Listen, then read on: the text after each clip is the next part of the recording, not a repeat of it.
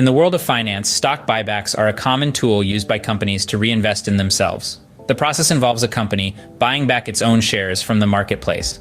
This can have a profound impact on a company's share price and earnings, often boosting both, as the same amount of earnings is now spread over fewer shares.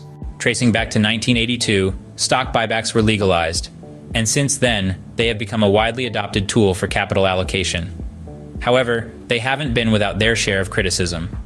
Many argue that companies could better use this cash for business improvements, research and development, or employee wages, rather than returning it to shareholders. In 2023, a new tax rule introduced a 1% excise tax on stock buybacks, adding an additional expense for corporations to consider.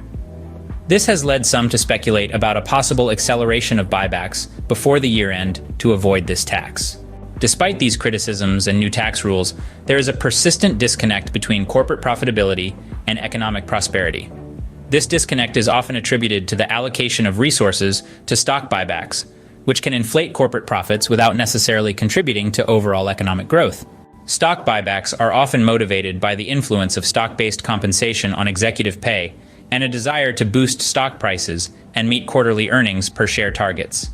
Since the late 70s, there has been a shift from a retain and reinvest approach to a downsize and distribute regime, with companies increasingly choosing to distribute profits back to shareholders rather than reinvesting in the business. This shift was facilitated by the introduction of Rule 10b-18 in 1982, which provided a safe harbor for companies to repurchase their own shares without being accused of market manipulation.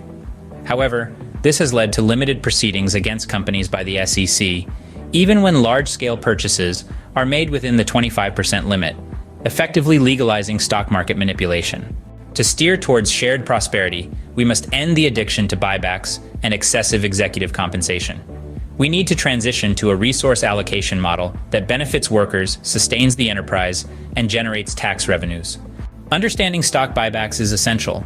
They are a powerful tool that can lift a company's stock price and earnings per share, but they also have significant implications for resource allocation, executive compensation, and the broader economy.